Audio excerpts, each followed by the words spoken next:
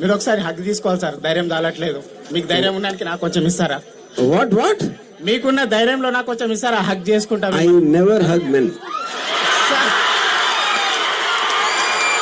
Sir sir sir sir sir sir ఎంతసేపు అమ్మాయిలకేనా sir? మా boys Kiara sir?